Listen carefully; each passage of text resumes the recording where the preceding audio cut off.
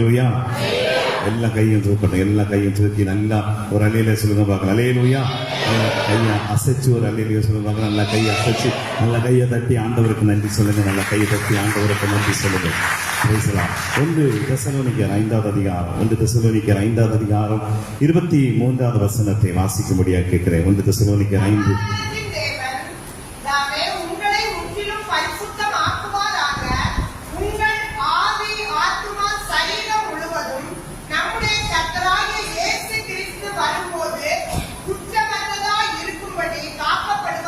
ஆமென். கரங்களை உயர்த்தி சொல்லுங்க பார்க்கலாம். ஆமென். அல்லேலூயா. எபினேசரே ஆராதனை, என் துணையாளரே ஆராதனை. எபினேசரே ஆராதனை, என் துணையாளரே ஆராதனை. மறப்பேனோ உனது அன்பை, நான் மறப்பேனோ உனது அன்பை. மண்டியிடுவே உன் பாதத்திலே, மண்டியிடுவே உன் பாதத்திலே.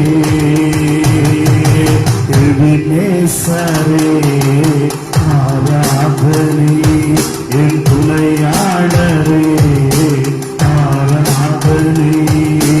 எபினேசரே ஆராதனை. எல்லாரும் நம்மே துணையாளரே ஆராதனை.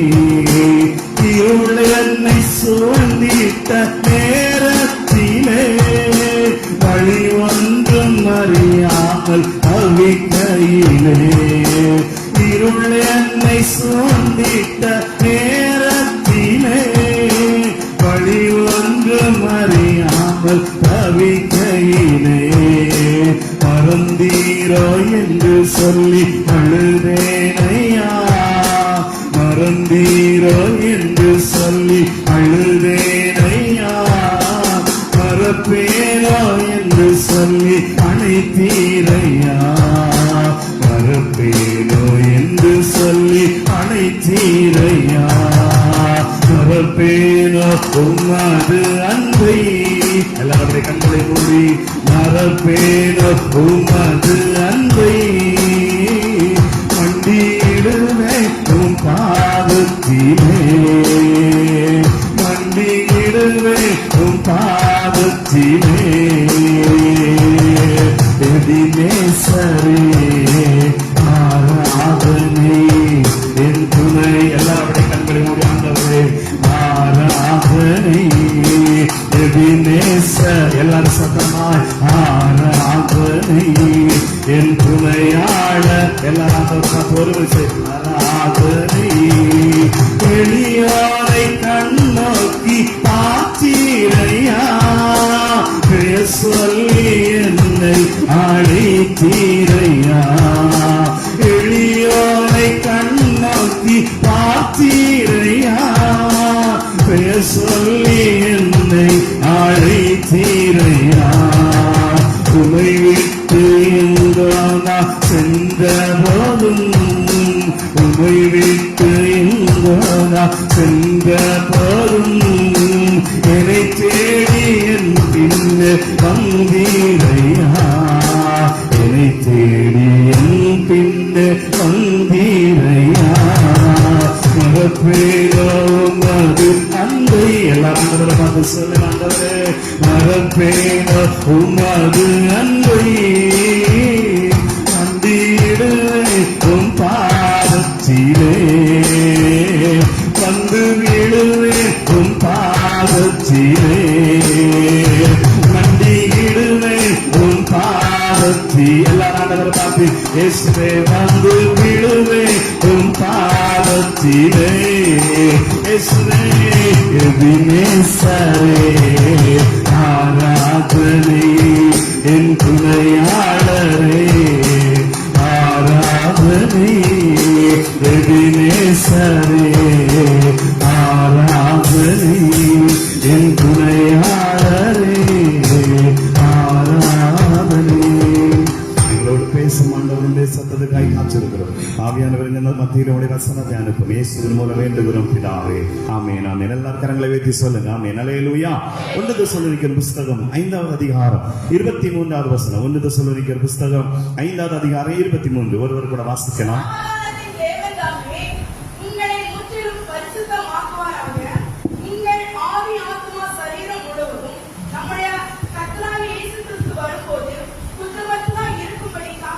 ஆமென். கர்த்தருக்கு மகிமை உண்டாகட்டும். வேதம் சொல்லுகிறது, சமாதானத்தின் தேவன் தாமே உங்களை முற்றிலும் பரிசுத்தமாக்குவாராக. உங்கள் ஆவி ஆத்துமா சரீரம் முழுவதும் நம்முடைய கர்த்தராகிய இயேசு கிறிஸ்து வரும்போது குற்றமற்றதா இருக்கும்படி காக்கப்படுவதாக. கர்த்தருக்கு ஸ்தோத்திரம். அல்லேலூயா. எல்லாரும் கைகளை வைத்து ஒரு விசை கூட சொல்லுங்க அல்லேலூயா. ஆண்டவருக்கு மகிமை உண்டாகட்டும். பவுல் தெசலோனிக்கே திருச்சபைக்கு எழுதும்போது இந்த பகுதியை எழுதுகிறார். தெசலோனிக்கே திருச்சபைக்கு எழுதும்போது 5வது அதிகாரம் 23வது வசனத்திலே சொல்லுகிறார், ஆண்டவராகிய தேவன் தாமே உங்களை முற்றிலும் பரிசுத்தமாக்குவாராக.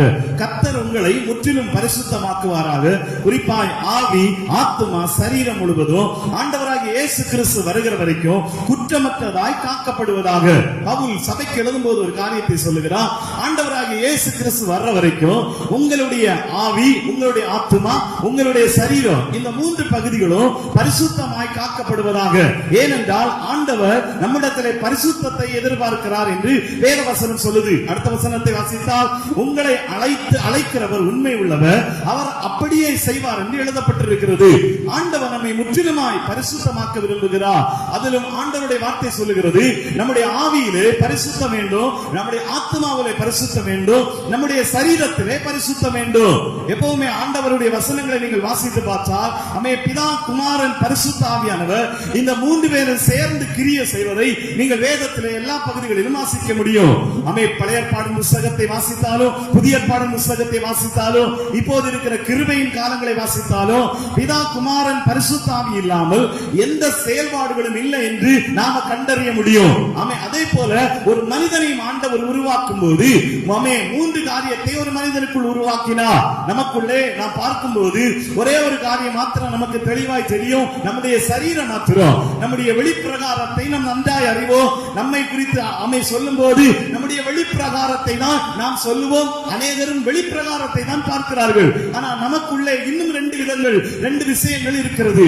ஒன்று நம்முடைய ஆவி, இரண்டாவது நம்முடைய ஆத்மா, மூன்றாவது நம்ம பார்க்கிற சரீரம். இந்த 3ஐயும் பைபிள் நமக்கு கற்றுக் கொடுக்கிறது. 3ம் பரிசுத்தமாய் காக்கப்பட வேண்டும் என்று பைபிள் நமக்கு சொல்லுகிறது. இந்த 23வது வசனம் சொல்லுது, ஆவி ஆத்மா சரீரம் முழுவதும் இயேசு வர்ற வரைக்கும் குற்றமற்றதாய், இயேசு வர்ற வரைக்கும் பரிசுத்தமாய். இந்த பரிசுத்தம் என்கிற காரியத்திலே அவர்கள் குறை இல்லாதபடிக்கு இயேசு வர்ற வரைக்கும் காத்துக்கொள்ள வேண்டும் என்று பைபிள் நமக்கு கற்றுக் கொடுக்கிறது. நம்முடைய ஆவியை குறித்தும், நம்முடைய ஆத்மாவை குறித்தும், நம்முடைய சரீரத்தை குறித்தும் நமக்கு கவலை இருந்து கொண்டே இருக்க வேண்டும். ஏனென்றால் பைபிள் சொல்லுகிறது, தேவனுடைய வருகை மிகவும் சமீபமாய் மாறிவிட்டது. ஆண்டவர் இன்னும் பல வருடங்களுக்கு அப்புறமாய் வருவார், இன்னும் பல நூற்றாண்டுகளுக்கு அப்புறமாய் வருவார், இன்னும் பல தலைமுறைகளுக்கு அப்புறம் வருவார். அப்படிங்கிற பேச்சை நாம் நிறுத்த வேண்டும். ஏனென்றால் இயேசு வருவேன் என்று சொன்ன அவருடைய வருகையின் அடையாளங்கள் எல்லாம் நமக்கு சமீபித்து இருக்கிறதுனால் இயேசுடைய வருகையும் மிகவும் அருகாமையில் இருக்கிறது. அதனால கர்த்தர் சொல்லுகிறார், எவ்வளவு தூரம் நம் பரிசுத்தமாக வேண்டுமோ அவ்வளவு தூரமும் நாம் பரிசுத்தம் அடைய வேண்டிய ஒரு கட்டாயத்துக்குள் வாழுகிறோம். 3 காரியத்தை நாம் பார்க்க போகிறோம். முதலாவது ஆவியை பார்க்க போகிறோம். 2 கொரிந்தியர் புத்தகம் 7வது அதிகாரத்தை திருப்பிக் கொள்ளும் போது 2 கொரிந்தியர் புத்தகம் 7வது அதிகாரம் 1வது வசனம் என்ன சொல்லுகிறது? இப்படிப்பட்ட வாக்குத்தத்தங்கள் நமக்கு உண்டாயிருக்கிறபடியால் பிரியமானவர்களே, மாம்சத்திலும் ஆவியிலும் உண்டான எல்லா அசுசியும் நீங்க நம்மை சுத்திகரித்துக் கொண்டு பரிசுத்தமாகுதலை தேவ பயத்தோடு பூரணப்படுத்த கடவோம். ஆண்டவருக்கு மகிமை. பைபிள் சொல்லுகிறது, தேவன் நமக்கு வாக்குத்தத்தங்கள் கொடுக்கப்பட்டிருக்க, பிரியமானவர்களே, மாம்சத்திலும் ஆவியிலும் உண்டான எல்லா அசுசியும் நீங்க அப்படி என்று எழுதப்பட்டிருக்கிறது. மாம்சம் பிளஸ் ஆவி, ஆவியில இருக்கக்கூடிய எல்லா அசுசியும் நீங்க. வேதம் நமக்கு ஒரு காரியத்தை கற்றுக் கொடுக்கிறது. தேவ பயத்தோடு பரிசுத்தமாகுதலை பூரணப்படுத்த கடவோம். நமக்குள் இருக்கிற ஆவியிலே நாம் பாவம் செய்கிறவர்களாய் இருக்கிறோம். நமக்குள் இருக்கிற ஆவி சில நேரங்களில் பாவத்தின் பிடியில இருக்கிறது. நமக்குள் இருக்கிற ஆவி நிமித்தமாய் நாம் பாவம் செய்கிற சூழ்நிலை உண்டாகிறது. அல்லேலூயா. இந்த மூன்றையும் நீங்கள் பிரிக்க முடியாது. ஆவியையும் ஆத்மாவையும் சரீரத்தையும் மூன்றையும் பிரிக்க முடியாது. இந்த மூன்றையும் பிரிக்கிற ஒரு நாள் உண்டுனா அது மரணம் என்கிற நாள் தான் இந்த மூன்றையும் பிரிக்கும். அதுவரைக்கும் இந்த மூன்று நமக்குள் உட்கார்ந்து இருக்கும். இந்த மூன்றும் ஒன்றை ஒன்று தொடர்புடையது. நீங்கள் வேதத்தை வாசித்தால் ஒரு காரியத்தை நன்றாய் புரிந்து கொள்ள வேண்டும். ஆவி, ஆத்மா, சரீரம் இவைகள் தனிப்பட்டவைகள் அல்ல. இவைகள் மூன்றும் ஒன்றோடு கலந்திருக்கிறது. ஆனால் இதனுடைய கிரியைகள் எல்லாம் வித்தியாசமா இருக்கிறது.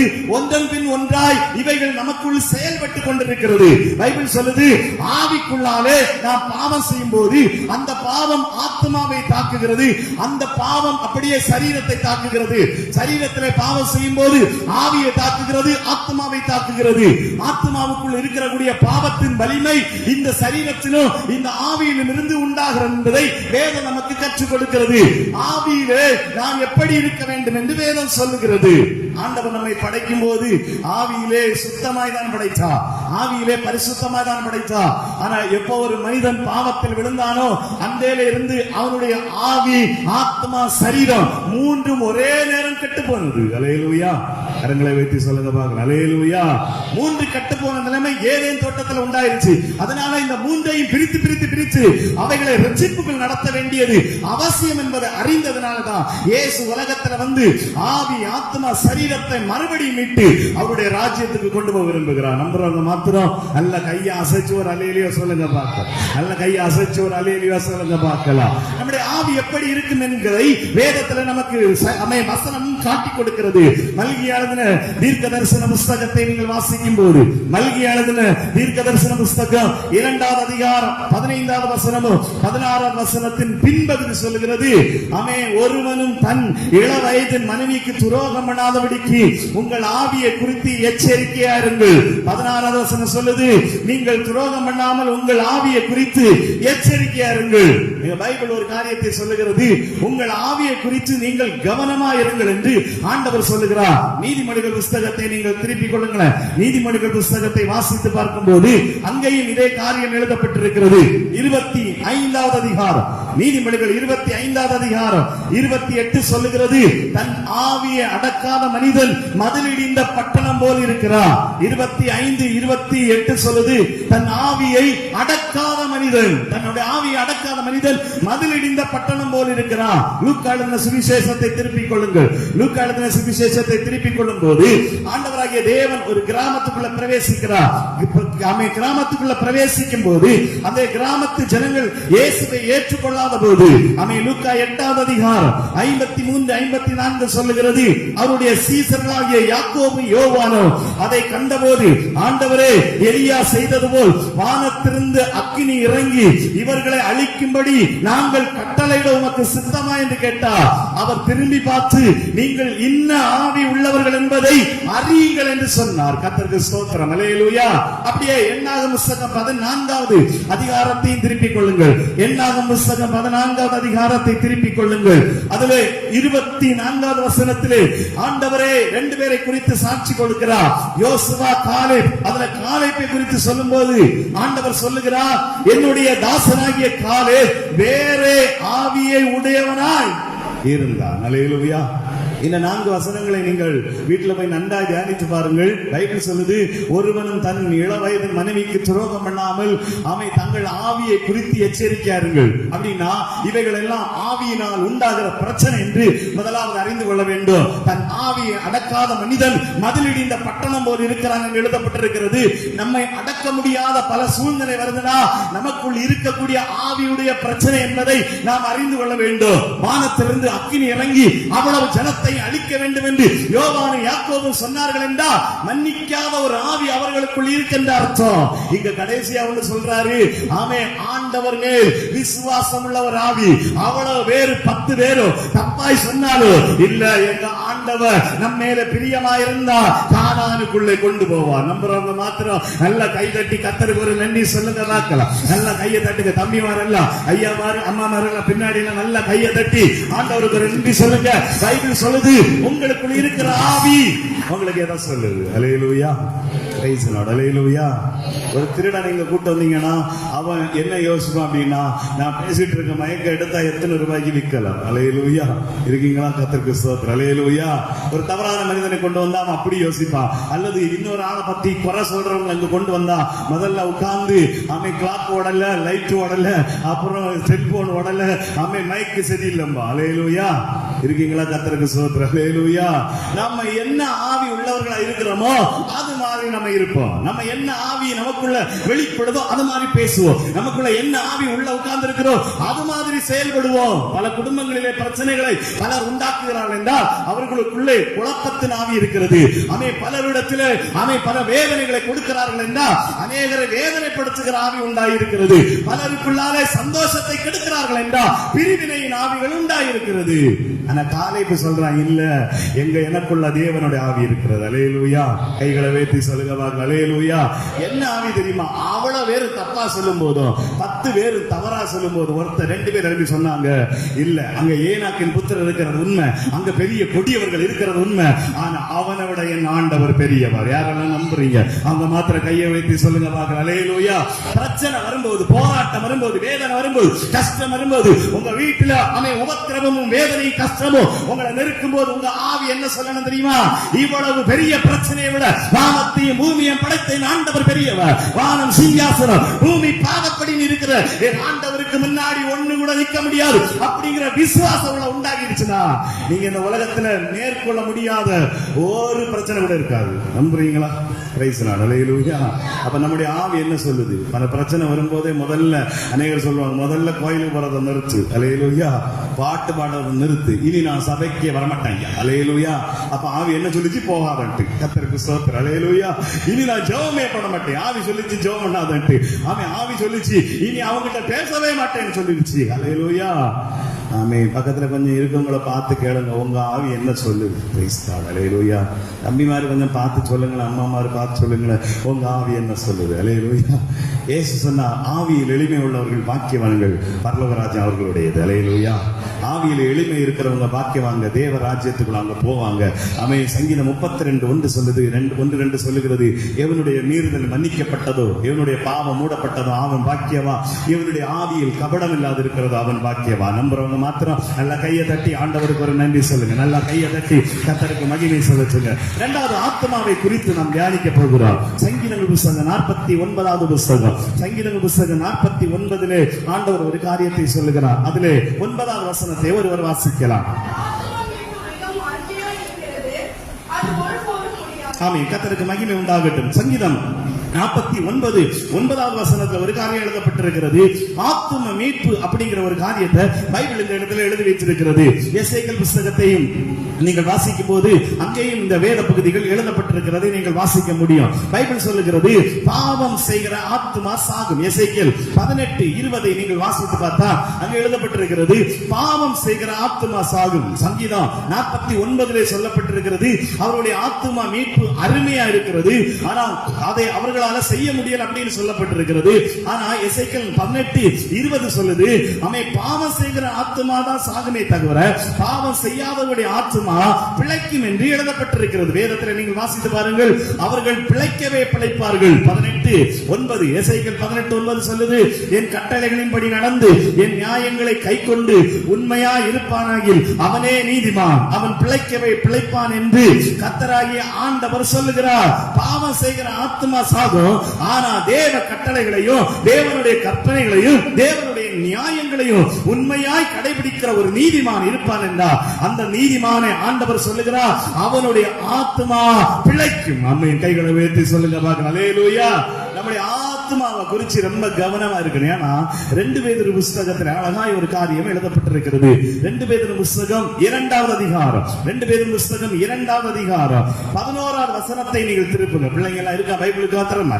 2 பேதுரு 2வது அதிகாரம், எல்லாரும் பைபிள் தரீங்க. 2 பேதுரு 2வது அதிகாரம் 12 சொல்லுது, பிரியமானவர்களே, அந்நியர்களுக்கும் பரதேசிகளுமாய் இருக்கிற அந்நியர்களும் பரதேசிகளுமாய் இருக்கிற நீங்கள் ஆத்மாவுக்கு விரோதமாய் போர் செய்கிற மாம்ச இச்சையை விட்டு விலகு. ஆமென். ஹல்லேலூயா. சோத்திர கையை வைத்து சொல்லுங்க அல்லேலூயா. பைபிள் என்ன சொல்லுதுன்னா, ஆத்மாவுக்கு விரோதமாய் நான் ஆரம்பத்தில் சொன்னேன், ஆவி ஆத்மா சரீரம் நமக்குள்ள இருக்கிறதுனா ஒன்றை ஒன்று தொடர்பு கொண்டே இருக்கும். இங்க நம்ம ஆத்மாவின் மேல போர் உண்டாகுது. ஆத்மாவின் மேல என்ன இருக்கு? நம்ம ஆத்மா 2 பேருக்கு வேணும். Praise God. நம்ம ஆத்மா யாருக்கு வேணும்? 2 பேருக்கு வேணும். ஒரு ஆள் ஆண்டவர், பிரைஸ் தான். இன்னொருத்தர் சாத்தான். அல்லேலூயா. எல்லா நம்ம பிறந்ததுல இருந்து கடைசி வரைக்கும் ஒரே ஒரு போராட்டம் உண்டாகிட்டே இருக்கு நமக்கு, நம்ம எல்லாருக்குமே. அது சின்ன பிள்ளையோ பெரிய பிள்ளையோ, பாஸ்டரோ ஊழியரோ அப்புறம் விசுவாசியோ எல்லாருக்கும் சேர்த்தான். அல்லேலூயா. எல்லாருக்கும் ஆத்மா இருக்கா? அல்லேலூயா. ஆத்மா எல்லாருக்குள்ள ஆத்மா இருக்குன்னா 2 பேரும் உங்ககிட்ட போராடிக்கிட்டே இருப்பாங்க கடைசி வரைக்கும். ஒன்னு ஆண்டவர் உங்ககிட்ட போராடிட்டு இருப்பான், 2வது சாத்தான் உங்ககிட்ட போராடிட்டு இருப்பான். பைபிள் சொல்லுகிறது, நம்ம சரீர ஆத்மாவுக்கு விரோதமாய் ஒரு போர், ஒரு யுத்தம் நடந்து கொண்டே இருக்கிறது. ஒரு யுத்தம் நடந்து கொண்டே இருக்கிறது. அதனாலதான் அநேகருடைய ஆத்மாவை மீட்க முடியாத ஒரு பெரிய சூழ்நிலை உண்டாயிருக்கிறது. சாத்தான் அநேக ஆத்மாக்களை பிடித்து வைத்திருக்கிறார். அநேக ஆத்மாக்களை தேவனிடத்தில் வர விடுகிறது இல்ல. சபைக்கு வருவார்கள், ஆத்ம ரட்சிப்பு இருக்காது. ஆராதனைக்கு வருவார்கள், ஆத்ம ரட்சிப்பு இருக்காது. ஜெபம் பண்ணுவார்கள், ஆத்ம ரட்சிப்பு இருக்காது. காணிக்கை கொடுப்பார்கள், ஆத்ம ரட்சிப்பு இருக்காது. சொன்னா சொல்லுவாங்க, 30 வருஷம் 40 வருஷம் சபையில மெம்பர், எங்களுடைய தலைமுறையா நாங்க சபையில மெம்பரா இருக்கிறோம். ஆனா ஆத்மா மீட்கப்பட்டா அப்படிங்கிற ஒரு விஷயமே தெரியாது. ஆத்மாவுடைய ரட்சிப்பை குறித்து அறியாமல், ஆத்மாவுடைய விடுதலையை குறித்து அறியாமல், ஆத்மாவுடைய போராட்டத்தை குறித்து அறியாமல், வேத வசனம் சொல்லுகிறது இன்னைக்கு நம்ம வாழ்ந்துகிட்டு இருக்கிறோம். கர்த்தர் சொல்லுகிறார், நம்முடைய ஆத்மா நரகத்திலேயும் போகும், நம்முடைய ஆத்மா பரலோகத்திலேயும் போகும். மத்தேயு எழுதின சுவிசேஷம் 10வது அதிகாரம், மத்தேயு எழுதின சுவிசேஷம் 10வது அதிகாரம் அதிலே 28வது வசனத்தை வாசித்தார். அங்கே ஆண்டவர் சொல்லுகிறார், ஆத்மாவை கொல்ல வல்லவர்களாயிராமல் சரீரத்தை மாத்திரம் கொல்லுகிறவர்களுக்கு நீங்கள் பயப்பட வேண்டாம். ஆத்மாவையும் சரீரத்தையும் நரகத்திலே அழிக்க வல்லவருக்கே பயப்படுங்கள். பைபிள் சொல்லுது, ஆத்மாவையும் சரீரத்தையும் நரகத்தில் ஒருத்தர் போட போறார். ஆமென். அல்லேலூயா. எதெல்லாம் போட போறாரு? ஆத்மா பிளஸ் சரீரம். வேதம் அப்படித்தான் நமக்கு கற்றுக் கொடுக்கிறது. நாம எத்தனை வயசு இருந்தாலும் ஒரு நாள் சாவோம், செத்த பொருளால் மறுபடியும் எழும்புவோம். இதுதான் கிறிஸ்தவருடைய நம்பிக்கை. நம்பிக்கை இல்லாம இருந்தால் அதான் நடக்க போகுது. ஆனா வேத வசனம் சொல்லுது, அழிவுள்ளதாகி இது அழியாமையை தரித்துக் கொள்ளும், அழிவுள்ளதாகி விதைக்கப்படும். ஆனா எழும்பும் போது அடுத்து அதுக்கு அழிவு கிடையாது. நித்திய ஜீவனானாலும் சரி, நித்திய நரகமானாலும் சரி. இங்க பைபிள் அதுக்கு பின்னாடி வருவோம். இங்க ஆத்மாவை குறித்து நம்ம பார்ப்போம். பைபிள் சொல்லுது, நம்முடைய ஆத்மாவை நரகத்திலே தேவன் தள்ள போறார் கடைசி நாள்ல. ஆனா இந்த ஆத்மா மீட்கப்பட்டுனா நம்ம பரலோக ராஜ்யத்துல போக போறோம். நம்புறவங்க மாத்திரம் கையை உயர்த்தி சொல்லுங்க பாருங்க. அல்லேலூயா. அதனாலதான் ஆண்டவர் சொல்றாரு, உங்கள் ஆத்மாவை குறிச்சு கவனமா இருங்க. நீதிமொழிகள் புத்தகம் 19வது அதிகாரம், நீதிமொழிகள் புத்தகம் 19வது அதிகாரம் 2வது வசனத்தில் எழுதப்பட்டிருக்கிறது. நீதிமொழிகள் 19வது அதிகாரம் 2வது வசனம் சொல்லுது, ஆத்மா அறிவில்லாதிருப்பது நல்லதில்லை, கால் துரிதமானவன் தப்பி நடக்கிறான். ஆண்டவர் சொல்லுகிறார், ஆத்மா அறிவில்லாம இருப்பது நல்லதில்லை.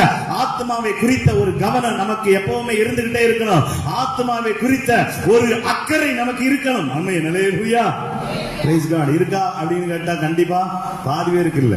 என்கிட்ட ஒருத்தர் சொன்னாரு, இவங்களுக்கு ஆத்மா பத்தியே கரிசனை இல்லை, அவன் பக்கத்து ஆத்மாவை பத்தி கரிசனை இல்லை அப்படின்னு சொன்னான். நான் சொன்னேன், அவன் ஆத்மா பத்தியே கரிசனை இல்லை. Praise God. அல்லேலூயா. என்னைக்காவது யோசிச்சு பார்த்திருக்கீங்களா? நாம ஒரு நாள் மரிப்போமே, நம்ம எங்க போறோம் என்னைக்காவது யோசிச்சு பார்த்திருக்கீங்களா? இப்ப இருக்கிற இளமை எனக்கு இருக்காது, தம்பி தங்கச்சி எனக்கு இருக்காது. இப்ப இருக்கிற 40 வயசு எனக்கு இருக்காது. இப்ப இருக்கிற 20 வயசு எனக்கு இருக்காது. இப்ப இருக்கிற 60 வயசு எனக்கு இருக்காது. ஒரு நாள் நாம வயசா போறோம். ஒரு நாள் காலங்கள் கடக்க போகிறது. இப்ப இருக்கிற சின்ன பிள்ளைகள் 10 வயசு, இது ஒரு நாள் 30 ஆகும், இது ஒரு நாள் 60 ஆகும், அதுக்கப்புறம் 70 ஆகும். இப்ப 40 இருக்கிறவங்க 80 ஆகும். நாம ஒரு நாள் மரித்து தானாக வேண்டும். நாம ஒரு நாள் இந்த உலகத்தை விட்டு போய் தானாக வேண்டும். பைபிள் சொல்லுது, நம்முடைய ஆத்மாவுக்குள்ளே ஒரு அறிவை ஆண்டவர் எதிர்பார்க்கிறார். நம்முடைய ஆத்மா தேவனுடைய ராஜ்யத்தை குறித்தும், தேவனுடைய சமூகத்தை குறித்தும், தேவனுடைய மகிமையை குறித்தும் அறிந்து கொள்ள வேண்டிய ஒரு அறிவின் கட்டாயத்துக்குள்ள வந்திருக்கிறோம். ஏதோ இருந்த காலத்தில் ஆண்டவர் காணாதவர் போல இருந்தார். ஆனா இப்ப எங்கும் இருக்கிற ஜனங்களுக்கு ஆண்டவர் மனம் திரும்ப வேண்டும், ரட்சிக்கப்பட வேண்டும், விடுதலையாக வேண்டும் என்கிற கட்டளையை கொடுத்துட்டு இருக்கிறார். ஏனென்றால் இயேசுவினுடைய வருகையில் நாட்கள் சமீபித்திருக்கிறது. இயேசுனுடைய வருகை நாட்கள் அருகாமையில் வந்திருக்கிறது. இன்னும் நான் வயசாவே, இன்னும் நான் 100 வயசாவே, இன்னும் சாகும்போது ரட்சிக்கப்படலாம், இன்னும் அவன் மரிக்கிற தருவாயிலே ஆண்டவரே என்னை விடுதலையாக்குன்னு சொல்லலாம் அப்படின்னு நினைக்காதீங்க. உங்களுக்கு தருணம் கொடுக்கப்படுவதில்லை, உங்களுக்கு நேரம் கொடுக்கப்படுவதில்லை. எருசலேமை பார்த்து ஆண்டவர் அழுதா, உனக்கு கிடைத்த இந்த நாளிலாகிலோ உன் சமாதானத்திற்கு ஏற்றவைகளை அறிந்தால் நலமாயிருக்குமே. அல்லேலூயா. ஏன் அப்படி சொன்னார் தெரியுமா? அதுக்கப்புறம் அவங்களுக்கு சான்ஸே கிடைக்கல. என்ன சான்ஸ் கிடைச்சு தெரியுமா? இயேசுவை சிலுவையில் அறையக்கூடிய சான்ஸ் கிடைச்சு. அவன் மனம் திரும்ப வேண்டிய சான்ஸ் கிடைக்கல, விடுதலையாக வேண்டிய சான்ஸ் கிடைக்கல. இன்னைக்கு வரைக்கும் இயேசு உங்களுக்கு சான்ஸ் கொடுத்துட்டு இருக்கிறார், உங்களுக்கு வாய்ப்பு கொடுத்துட்டு இருக்கிறார். இதுதான் உங்களுக்கு ரட்சணிய நாள், இதுதான் உங்களுக்கு ஆண்டவர் கொடுக்கிற விடுதலை நாள். இன்னொரு நாள் இல்லை. அல்லேலூயா. அதனால ஆத்மாவை குறித்து நீங்கள் கவனமா இருங்க. ஆத்மாவை இழந்து போயிடாதீங்க. எதை இழந்தாலும் ஆத்மாவை மட்டும் இழந்துடாதீங்க. யாருக்காகவும் இந்த ஆத்மா விட்டு கொடுத்துடாதீங்க. ஆமே, ஆண்டவருக்காக யார வேணாலும் விடுங்க. அல்லேலூயா. நம்பர் 1 மாத்திரம் கையை வைத்து சொல்லுங்க. அல்லேலூயா. ஆமே, யாருக்காகவும் இயேசுவை விட்டு கொடுக்காதீங்க, யாருக்காகவும் ஆத்மா இழந்துடாதீங்க. ஆமே, ஆத்மாவுக்காக எதை வேணாலும் விட்டுருங்க. ஒரு நாள் அவைகள் எல்லாம் மீட்கப்படும், ஒரு நாள் அவைகள் எல்லாம் உங்களுக்கு பதில் கொடுக்கும். ஒரு நாள் தேவ ராஜ்யத்தில் நீங்க போகும்போது சிங்காசனத்தை வச்சு தேவ தூதர்கள் உங்களை முன்னாடி கூப்பிட்டு அவன் சிங்காசனத்துல உட்கார வைக்கும் போதுதான் தெரியும் ஆத்மாவுடைய அருமை. நம்ம மட்டும் கையை தட்டி ஆண்டவருக்கு ஒரு நன்றி சொல்லுங்க. நல்ல கையை தட்டி ஆண்டவருக்கு ஒரு நன்றி சொல்லுங்க. நல்ல கையை தட்டி ஆண்டவருக்கு நன்றி சொல்லுங்க. மூணாவது ஒரு காரியத்தை வாசிக்க போகிறோம், மூன்றாவது ஒரு காரியத்தை தியானிக்க போகிறோம். 2 கொரிந்தியர் புத்தகம் 7வது அதிகாரம் அதுல 1வது வசனம் சொல்லுகிறது. 2 கொரிந்தியர் 7:1 சொல்லுகிறது, ஆமே, நம்முடைய மாம்சத்திலும் ஆவியிலும் உண்டான எல்லா அசுசியும் நீங்க. மூன்றாவது நம்முடைய மாம்சத்தை குறித்து எழுதப்பட்டிருக்கிறது. நம்முடைய சரீரம் அப்படிங்கறத குறித்து பைபிள் நமக்கு கற்றுக் கொடுக்கிறது. நான் வாசிக்க கேட்ட ரோமர் புத்தகத்தை திருப்பிக் கொள்ளுங்களேன். நான் வாசிக்க கேட்ட ரோமர் புத்தகம் 6வது அதிகாரம் அதிலே 12வது வசனமும் 14வது வசனமும் அதனுடைய பின்பகுதி ஒன்று சொல்லுகிறது, சாவுக்கு ஏதுவானாகிய உங்கள் சரீரத்தில் பாவம் ஆளாதிருப்பதாக. 14வது வசனத்தின் பின்பகுதி சொல்லுகிறது, நீங்கள் கிருபைக்கு கீழ்ப்பட்டிருக்கிறபடியா பாவம் உங்களை மேற்கொள்ள மாட்டாது. 1 தெசலோனிக்கேயர் புத்தகத்தை அங்கே திருப்புங்களேன். 1 தெசலோனிக்கேயர் புத்தகத்தை திருப்புங்கள். 4வது அதிகாரம் 1 தெசலோனிக்கேயர் புத்தகம் 4வது அதிகாரம் 5வது வசனத்தில் எழுதப்பட்டிருக்கிறது. 1 தெசலோனிக்கேயர் புத்தகம் 4:5 சொல்லுகிறது, உங்களில் அவனவன் தந்தன் சரீர பாண்டத்தை பரிசுத்தமாயும் கனமாயும் ஆண்டு கொள்ளும்படி அறிந்து இந்த விஷயத்தில் ஒருவனும் மீறாமலும் தன் சகோதரனை வஞ்சியாமலும் இருக்க வேண்டும். மூன்றாவது ஒரு காரியம் நமக்கு சொல்லப்பட்டிருக்கிறது, நம்முடைய சரீரம், நம்முடைய சரீரத்தை பரிசுத்தமாய், நம்முடைய சரீர பாண்டத்தை பரிசுத்தமாய் பாதுகாக்கிறது யாருடைய பொறுப்பு? நம்ம பொறுப்பு தான். அல்லேலூயா. யார் பொறுப்பு? இல்ல இயேசு வந்து என்ன பரிசுத்தாக்குவார் அப்படின்னு நினைக்காதீங்க. இயேசு நம்ம கிட்ட கொடுத்துட்டாரு. ஆமென், பிரைஸ் காட். அல்லேலூயா. ஆமென். பாவத்தை விட்டு ஓடுவதும் பாவம் செய்யாம இருப்பதும் ஆண்டவர் நம்முடைய பொறுப்பு. பைபிள் அழகா எழுதப்பட்டிருக்கு, தேவனால் பிறந்த எவனும் தன்னை காக்கிறான். அல்லேலூயா. தேவனால் பிறந்த எவனும் தன்னை காக்கிறான். பரலோகம் நமக்கு ஹெல்ப் பண்ணும். நல்லா புரிஞ்சுக்கணும். பரலோகம் பாவத்திலிருந்து உங்களை வெளியே கொண்டு வராது, நீங்க வெளியே வரணும். வெளியே வர்றதுக்கு பரலோகம் உங்களுக்கு உதவி செய்யும். வேதத்தை நீங்க நல்லா புரிஞ்சுக்கணும். இல்ல இயேசு வந்து எனக்கு நேரடியா தரிசனமாகி சொன்னாதான் நான் விடுவேன். அல்லேலூயா. சில ஐயா மார்ட்ட கேட்டா சொல்லுவாங்க, குடிய விடுங்க ஐயா. இல்ல, ஆண்டவர் என்னை தொடட்டும். அல்லேலூயா. என்னைக்கு தொட போறாருன்னே தெரியல. சில நேரம் வேற விதத்திலையும் தொற்றுவார். கர்த்தருக்கு ஸ்தோத்திரம். அல்லேலூயா. எனக்கு ஒரு ஐயாவை தெரியும். அவர் ரொம்ப வருஷத்துக்கு முன்னாடி ஊழியர் செஞ்சுட்டு இருந்தேன். அப்ப அவர் சொன்ன, அவர்கிட்ட நான் அடிக்கடி பேசும்போது அவர் சொல்லுவாரு, நான் வர்றேன் பாரு. ஆனா பின்னாடி புகை மண்டலம் போயிட்டே இருக்கு. கர்த்தருக்கு ஸ்தோத்திரம். அந்த ₹1 வீடியோ கூட கீழ விட மாட்டாரு. கர்த்தருக்கு ஸ்தோத்திரம். அது மேக்கல இருந்து எரிஞ்சு புகையா வரும். நான் அவரை பார்த்து சொல்லுவேன், ட்ரெயின் எல்லாம் பின்னாடி இருக்கு ஐயா அப்படின்னு. அதுக்கப்புறமா பார்த்தா தண்ணியை போட்டு கிடப்பாரு. சர்ச்சைக்கு வேட வரமாட்டாரு. ஒரு நாள் ஒரு அட்டாக் வந்துச்சு, சர்ச்சைக்கு வந்துட்டாரு. அல்லேலூயா. பயங்கர அட்டாக். அது வரைக்கும் பைபிளை தொட மாட்டாரு. அதுக்கப்புறம் சர்ச்சைக்கு வந்தாரு. ஒரு நாள் எங்க கூட ஜெபம் பண்ணாரு. கர்த்தர் அவர் மேல தம்முடைய மகிமை அனுப்பினாரு. அணையோட குடியும் போச்சு, வீடியும் போச்சு, வெத்தலையும் போச்சு, எல்லாம் போச்சு. அல்லேலூயா. அதுக்கப்புறம் சொல்றாரு, நான் ஆண்டவருக்காக ஊழியம் செய்வேன். அல்லேலூயா. இன்னைக்கு வரைக்கும் அவர் பரிசுத்தமாய் வாழ்ந்தார். கர்த்தருக்கு ஸ்தோத்திரம். கூப்பிடும் போது வந்துருங்க, இல்லன்னா வேற விதத்துல வருவீங்க. இருக்கீங்களா? ஸ்தோத்திரம். அல்லேலூயா. நான் கார்ல தான் வந்திருக்கிற, ஓடிடுவோம். கர்த்தருக்கு ஸ்தோத்திரம். அல்லேலூயா.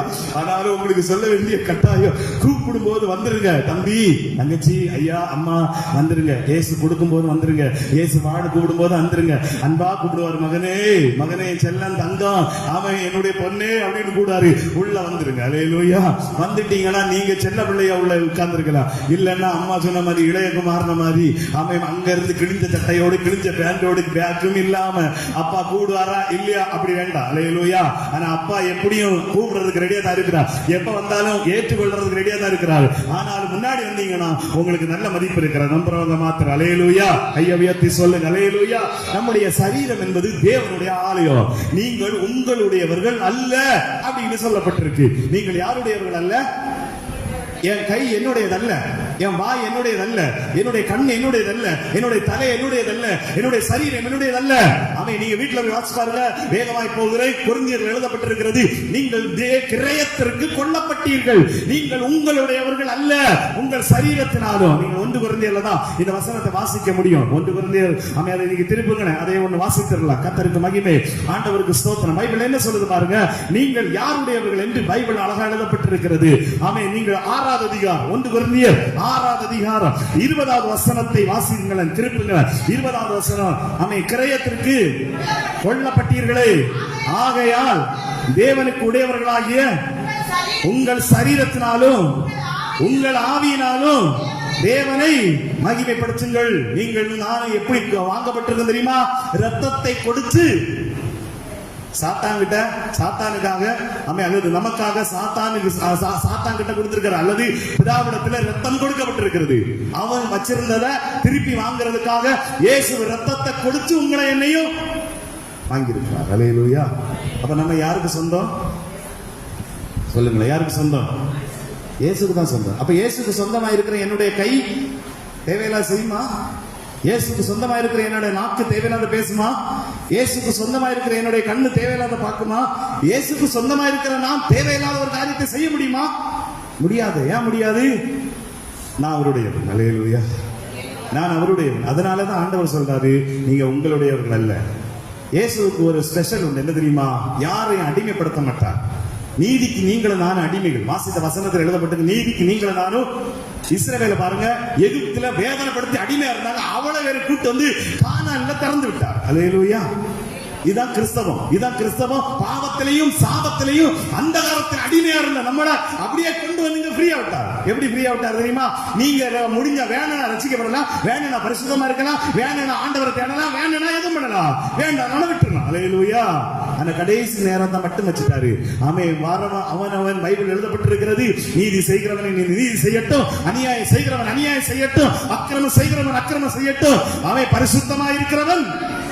Praise God. இதை எங்க கொடுத்தாரு தெரியுமா? நம்ம கிட்ட சுதந்திரத்தை கொடுத்தாரு. இயேசு விலைக்கு வாங்கி நம்ம கிட்ட சுதந்திரத்தை கொடுத்தாரு. நீங்க விரும்பினா ரட்சிக்கப்படலாம், விரும்பலனா எப்படி வாழலாம். ஆமா, நீங்க விரும்பினா இயேசுவை தேடலாம், விரும்பலனா எப்படி வாழலாம். ஆனா நான் வருகிறேன். அல்லேலூயா. அவன் அவருடைய கிரியைக்கு தக்க பலன் இதோ வருகிறது என்று ஆண்டவர் சொல்லுகிறார். கர்த்தருக்கு ஸ்தோத்திரம். அல்லேலூயா. இன்னைக்கு உங்க ஆண்டவரிடத்துல ஒரே ஒரு காரியத்தை சொல்லுங்க, ஆண்டவரே நான் உங்களுடைய வருகையில் எடுத்துக்கொள்ளப்பட வேண்டும். கடைசி காலத்துல பரிசுத்தமா இருக்குன்னு சொல்றவங்க அப்படி எழுந்து நிற்கலாமா? எல்லாரும் அப்படி எழுந்து நிற்கலாமா? ஒப்பு கொடுத்து நம்ம ஜெபிக்க போகிறோம். ஆண்டவரிடத்துல, ஆண்டவருடைய சமூகத்துல ஜெபிக்க போகிறோம். எல்லாரும் அப்படி எழுந்து நின்று ஜெபிக்க போகிறோம். கர்த்தருடைய சமூகத்துல ஒரு விஷயம் நம்ம ஒப்பு கொடுக்க போறோம். கர்த்தாவே, ஆண்டவரே எங்களை கண்ணோக்கி பார்த்தீரே, ஆண்டவரே எங்களை பேர் சொல்லி அழைத்தீரே, ஆண்டவரே எங்களை வழி நடத்துகிற தகப்பனே. ஹல்லேலூயா. ஆமென். எல்லாரும் ஜெபிக்க போகிறோம் ஆண்டவருடைய சமூகத்துல. ஆமென். தேவனுடைய சமூகத்துல நீங்களுடையவர்கள் அல்ல, நீங்கள் உங்களுடையவர்கள் அல்ல. தம்பி, தங்கச்சி, ஐயா, அம்மா, நம்ம யாருடையவர்கள்? இயேசு நமக்காக ரத்தத்தை கொடுத்து விலைக்கு வாங்கி இருக்கிறார். நாம ஆதி தகப்பன் செய்த தவறு நிமித்தமா நாம எல்லாரும் விற்கப்பட்டோம், சாத்தானின் கையில விற்கப்பட்டோம். இப்போ ஆண்டவருடைய வார்த்தை சொல்லுகிறது, இயேசு எப்படி விலை கொடுத்து வாங்கி இருக்கிறார்? தம்முடைய ரத்தத்தினால. அதை ஒரு விஷயம் உணர்ந்தீங்கன்னா நீங்க கண்டிப்பா பாவம் செய்ய மாட்டீங்க. ஒரு விஷயம் உணர்ந்தீங்கன்னா நீங்க தவறு செய்ய மாட்டீங்க.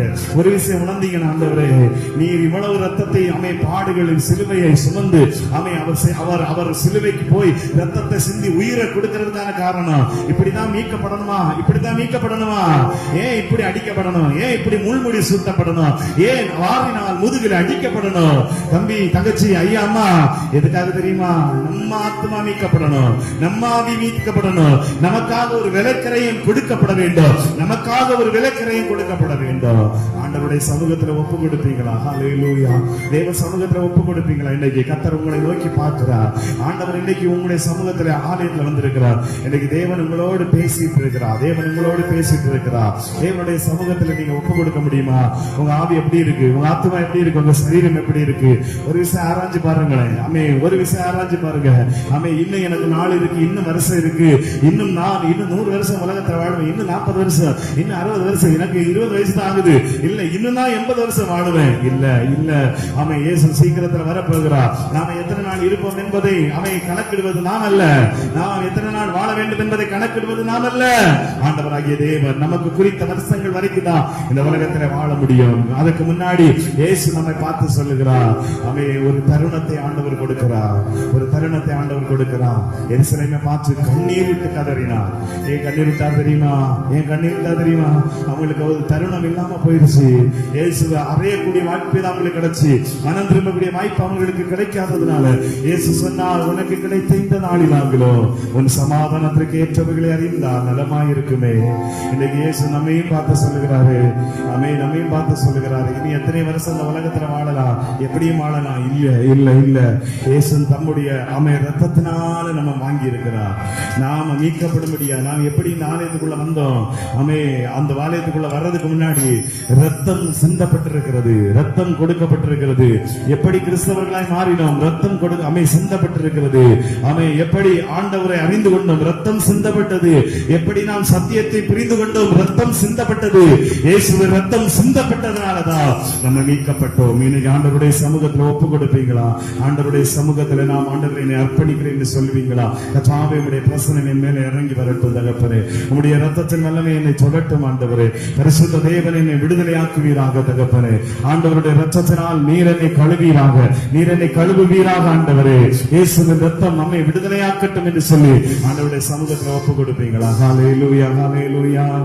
மண்ணாசையில் நான் மயங்கினே, நீ வழி விட்டதன்றே,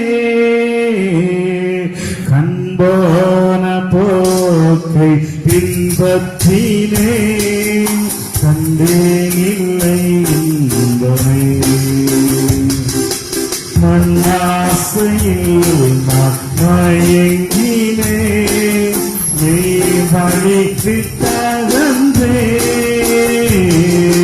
கண்போன போக்கை பின்பற்றினே, கண்டேன் இல்லை இன்பமே. காணாமல் போன காற்றும் என்னை தேடி வந்த ஜீவமே,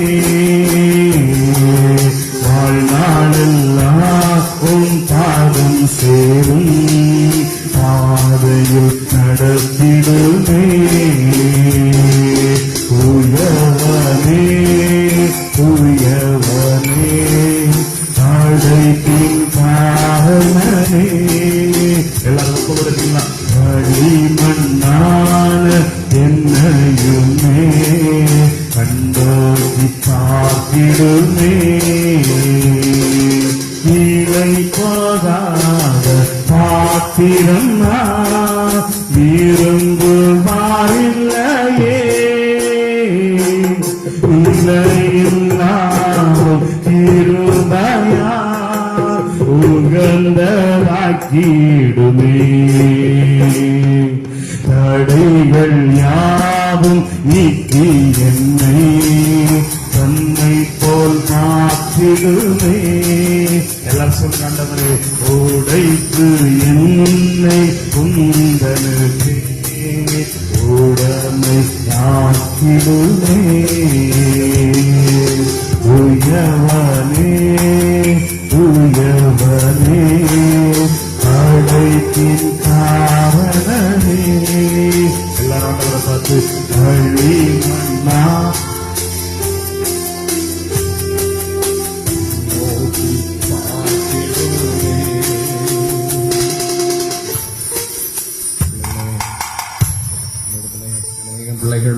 வந்து முழங்கால் படிட்டு ஜெபித்துக் கொண்டிருக்கிறார்.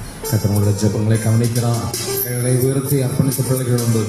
இருக்கிற இடங்களிலே நின்று ஆண்டவரை நோக்கி கூப்பிடுகிற பிள்ளைகள் உண்டு.